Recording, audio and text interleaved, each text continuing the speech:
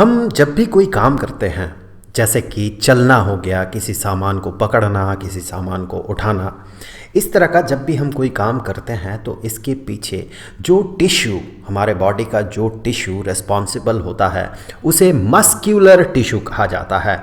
In simple words, muscle को ही muscular tissue कहा जाता है। तो हमारे बॉडी में देखें, बॉडी के एक्सटर्नल पार्ट में बहुत सारे मसल्स हैं जो कि तरह तरह का काम करने के लिए रिस्पॉन्सिबल होता है। अब ये जो मसल है ये एग्जैक्टली काम कैसे करता है, इस बात को हमें सबसे पहले समझना होगा। उसके बाद जाके हम देखेंगे ये मस्क्यूलर टिश्यू कितने तरह का होता है। तो यहाँ पर इस फिगर में हमें क्या दिख रहा है कि कोई एक सामान को, इस डंबल को उठा रहा है। यहाँ पर डंबल नीचे है और यहाँ पर उस डंबल को पकड़ के ऊपर उठाया जा रहा है। इस प्रोसेस में आप इस मसल पे गौर करें, ये वाला जो मसल है, इस मसल को बाइसेप्स कहा जाता है। ये क्या हो रहा है, देखिए, जब भी हम किसी सामान को ऊपर की तरफ उठाते हैं उस समय आप बाइसेप्स के शेप को देखें। इसका शेप आपको दिखेगा कि ये कॉन्ट्रैक्टेड है, ये कॉन्ट्रैक्ट कर गया है, ये सिकुड़ गया है। यहाँ पर देखिए ये एलोंगेटेड है, लंबा है, और यहाँ पर यही मसल जो है सिकुड़ गया है, सिकुड़ के मोटा हो गया है और लंबाई में ये छोटा हो गया है। हमें पता है कि मसल जो है ये टेंडन से, टेंडन नाम के टिश्यू से हड्डियों के साथ जुड़ा हुआ होता है, बोन के साथ जुड़ा हुआ होता है। तो यहाँ पर देखिए ये टेंडन है और ये टेंडन है। तो ऑब्वियसली अगर ये बाइसेप्स सिकुड़ेगा, छोटा होगा, इस तरफ अगर सिकुड़ेगा तो उस दौरान ये वाले टेंडन को ये खींच के ऊपर की तरफ ले जाएगा, अपने तरफ ले आएगा, क्योंकि ये सिकुड़ रहा है। और ये वाला टेंडन जो है, देखिए ये आर्म जो है हमारा, आर्म की हड्डी के साथ जुड़ा हुआ है। तो ऑब्वियसली ये मसल सिकुड़ते साथ ये टेंडन के थ्रू इस हड्डी को ये ऊपर की तरफ खींचेगा और इसी तरह से हम किसी सामान को ऊपर उठाते हैं। बेसिकली मसल इसी तरह से काम करता है, या तो वो कॉन्ट्रैक्टेड होता है या फिर वो रिलैक्स्ड होता है। मतलब रिलैक्स्ड मतलब वो नॉर्मल स्टेट में आ गया। तो यहाँ पर इस केस में ये रिलैक्स्ड स्टेट में है, जबकि हाथ जो है, आर्म जो है, ये स्ट्रेच्ड होता है सामने की तरफ। और जब हम इसे सिकुड़ते हैं, मसल को सिकुड़ते हुए हम हाथ को सिकुड़ पाते हैं। अब ये मसल जो है, ये मसल एग्जैक्टली काम कैसे करता है ये हमें समझना है। यहाँ पर हमें इसी मसल का एक क्रॉस सेक्शन यहाँ पर दिख रहा है। यहाँ पर देखिए ये टेंडन है, टेंडन के साथ, ये टेंडन के माध्यम से ये हड्डियों के साथ जुड़ा हुआ है, और यहाँ पर ये मसल टिश्यू हमें दिख रहा है या मसल हमें दिख रहा है।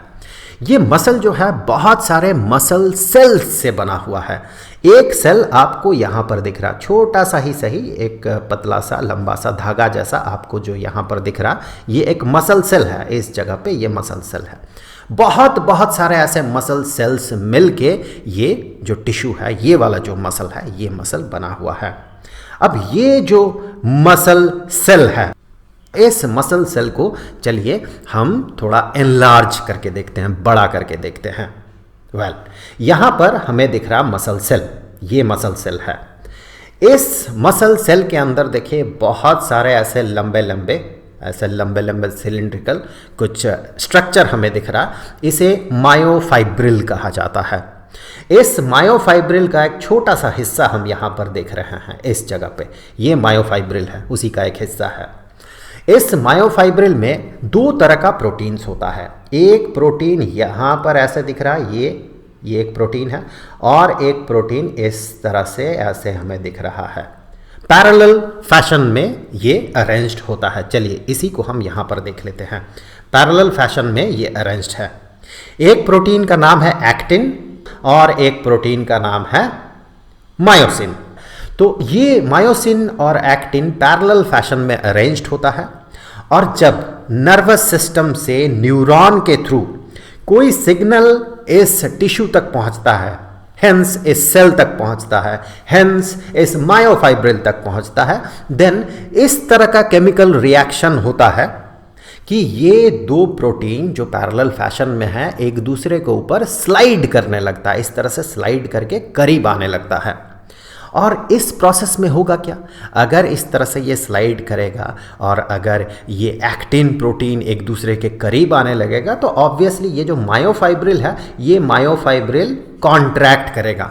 अब मायोफाइब्रिल कॉन्ट्रैक्ट करेगा तो ये जो मसल सेल है ये भी कॉन्ट्रैक्ट करेगा, और इस तरह से जब पूरा का पूरा टिश्यू को, इस पूरे मसल को जब सिग्नल मिलता है नर्वस सिस्टम से, न्यूरॉन के थ्रू सिग्नल मिलता है, तो हर एक सेल यहाँ पर सिकुड़ जाता है और हेंस ये जो मसल है ये मसल सिकुड़ता है और इसी तरह से हमारा बॉडी का मसल जो है सिकुड़ते हुए काम करता है। अब आगे बढ़ते हैं और देखते हैं मस्कुलर टिश्यू को हम कितने कैटेगरीज में कैटेगराइज कर सकते हैं। बेसिकली मस्कुलर टिश्यू को हम 3 कैटेगरीज में कैटेगराइज कर सकते हैं। एक तो हमारे बॉडी के एक्सटर्नल पार्ट में, बाहर की तरफ जो मसल है वो एक कैटेगरी हो गया, जैसे हाथ का मसल हो गया, चेस्ट मसल्स हो गए, एब्डोमेन का मसल हो गया, फिर पैर के मसल्स हो गए। ये सारे मसल्स जो है ये एक्सटर्नल बॉडी पार्ट में है।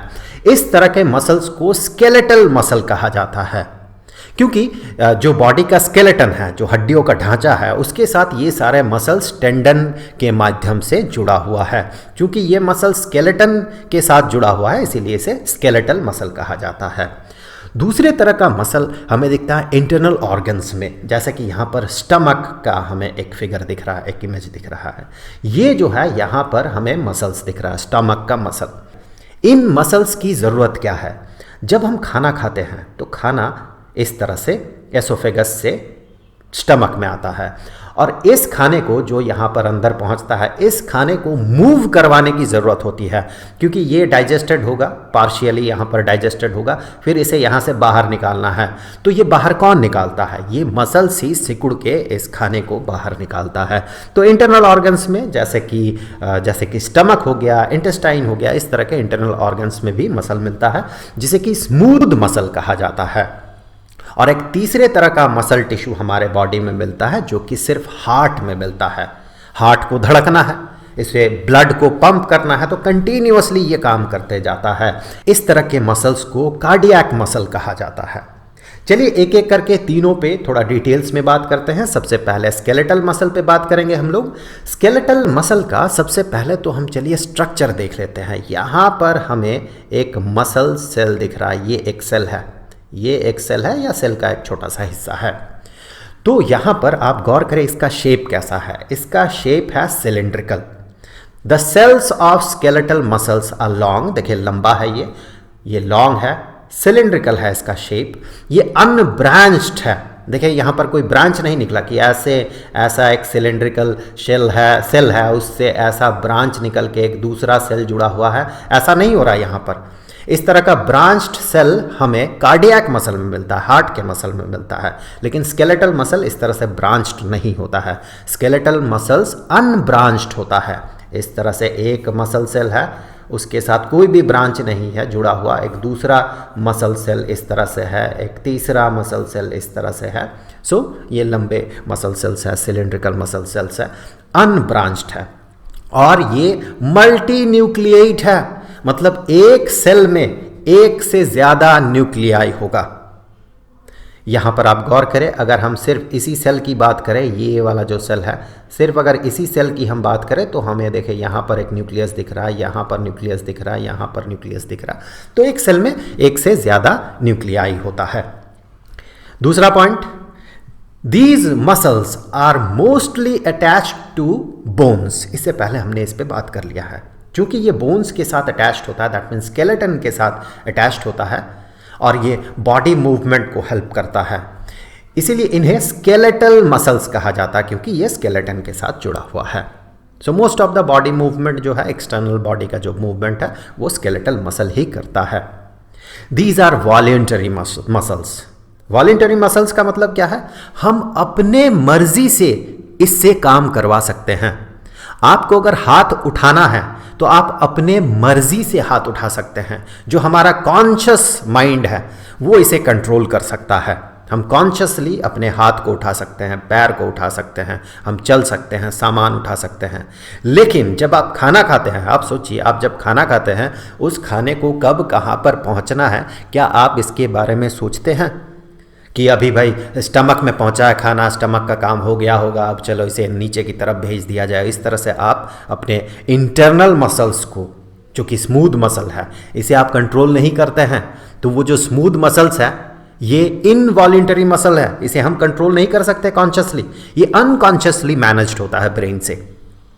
कार्डियक मसल भी इनवॉलेंटरी मसल है, वॉलेंटरी मसल नहीं है। आप सोचिए अगर cardiac muscle, heart muscle voluntary होता तो अब तक हम लोग जिंदा नहीं रहते, हर कोई हार्ट अटैक से अब तक मर चुके होते, क्योंकि कंटिन्यूअसली उसे एकदम परफेक्ट तरीके से मैनेज करना बहुत मुश्किल होता है हमारे कॉन्शियस माइंड के लिए। चूंकि ये मुश्किल है बहुत, ब्रेन का बहुत सारा हिस्सा ये कंज्यूम करके रखेगा, इसीलिए इसका काम अनकॉन्शियस माइंड को दे दिया गया, ताकि हम सोच के इसे कंट्रोल ना कर सके या सोच के करने की ज़रूरत ना पड़े। और हमारा जो कॉन्शियस माइंड है, वो कॉन्शियस माइंड वो फ्री रहे दूसरे कामों के लिए, सर्वाइवल के लिए और भी बहुत सारे काम ज़रूरी है, उनको करने के लिए हमारा कॉन्शियस माइंड फ्री रहे। तो हम बात कर रहे थे स्केलेटल मसल्स जो है ये वॉलेंटरी मसल्स है।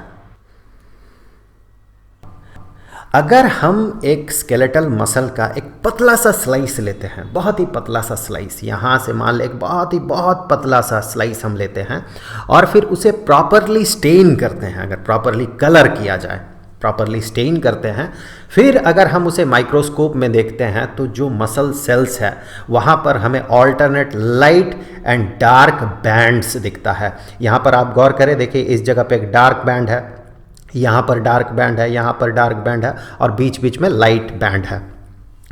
तो इस तरह के जो बैंड्स हैं, लाइट एंड डार्क का कॉम्बिनेशन का जो बैंड्स है, इसे स्ट्राइएशन कहा जाता है। स्केलेटल मसल में हमें स्ट्राइएशन दिखता है, इसीलिए स्केलेटल मसल्स को स्ट्राइएटेड मसल्स भी कहा जाता है। आगे बढ़ते हैं, अब बात करेंगे हम लोग स्मूथ मसल्स पे। स्मूथ मसल्स जैसे कि हमने बात किया इंटरनल ऑर्गन्स में होता है। सबसे पहले स्मूथ मसल्स जैसे कि हम बात कर रहे थे, ये इनवॉलेंटरी मसल है, हम इसे कंट्रोल नहीं कर सकते हैं कॉन्शियस माइंड से, ये अनकॉन्शियस माइंड से कंट्रोल्ड होता है। इसका शेप देख लेते हैं, सेल्स का शेप देख लेते हैं। ये देखिए, ये एक सेल है, इस तरह से स्मूथ मसल सेल एक है, ये एक सेल है और ये दूसरा सेल है। इसी तरह से हमें यहाँ पर 4 सेल्स दिख रहे हैं, ये दूसरा सेल है। आप इसका शेप देखें कैसा है, ये पॉइंटेड है। द सेल्स आर लॉन्ग, लंबा है, विथ पॉइंटेड एंड्स, यहां पर एंड्स देखे पॉइंटेड है, एंड यूनिन्यूक्लिएट, मतलब एक सेल में एक न्यूक्लियस होगा। आप गौर करें इस सेल में, इस सेल की अगर बात करें तो इस सेल में आप देखें सिर्फ एक न्यूक्लियस है। उसी तरह से इस ऊपर वाले सेल में देखें एक न्यूक्लियस है, इस सेल में देखें एक न्यूक्लियस है, यहाँ पर देखें एक न्यूक्लियस है। तो हर सेल में एक न्यूक्लियस होगा, इसे हम कहेंगे यूनिन्यूक्लिएट। इससे पहले हमने स्केलेटल मसल के केस में क्या देखा था, ये मल्टी न्यूक्लिएट है, एक से ज़्यादा न्यूक्लियस होता है एक सेल में। यहाँ पर स्मूथ मसल में एक सेल में एक न्यूक्लियस होता है। They are also called unstriated muscles, क्योंकि आप गौर करें यहाँ पर स्ट्राइएशन नहीं है। जिस तरह का बैंड हमें स्केलेटल मसल में दिखता है, उस तरह का बैंड हमें स्मूथ मसल में नहीं दिखता है। That's why these are called unstriated muscles. These muscles are found, कहाँ कहाँ मिलता है चलिए देख लेते हैं। जैसे कि हमने बात किया, स्टमक में मिलेगा, इंटेस्टाइन में मिलेगा जो कि डाइजेस्टिव प्रोसेस को कंप्लीट करेगा। ये आइरिस में मिलता है। आइरिस कहाँ पर होता है, आँख में होता है। आँख की जो पुतली है उसे आइरिस कहा जाता है। वहाँ पर एक मसल होता है जो कि उस पुतली को छोटा करता है, बड़ा करता है।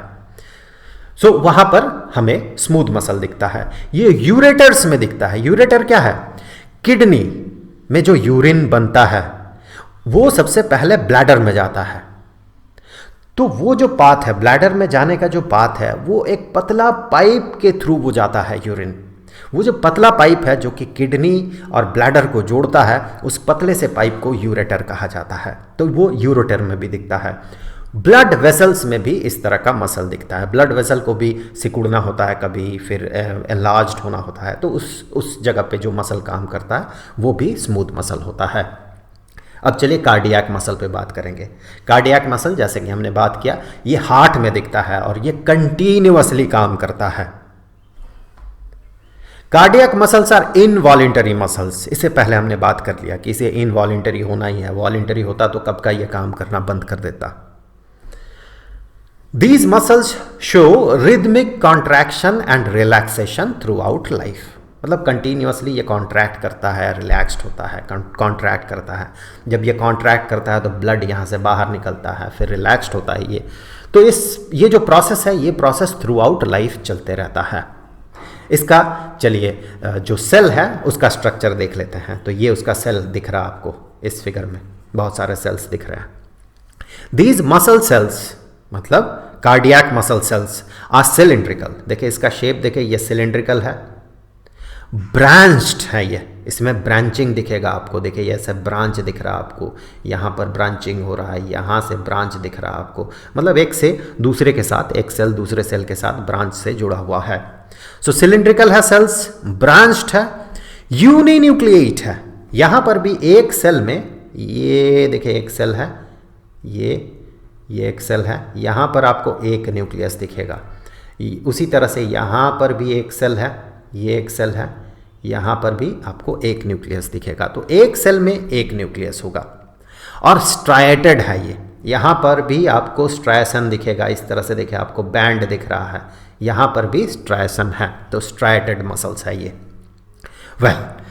तो ये तो हो गया स्केलेटल मसल, स्मूथ मसल और कार्डियक मसल। अब कुछ बेसिक सवाल जो हमने इस वीडियो में देखा, आप ये बताइए इन तीनों में से कौन वॉलंटरी है और कौन इनवॉलंटरी है। वीडियो को पॉज कीजिए और सोचिए कौन वॉलंटरी है और कौन इनवॉलंटरी है।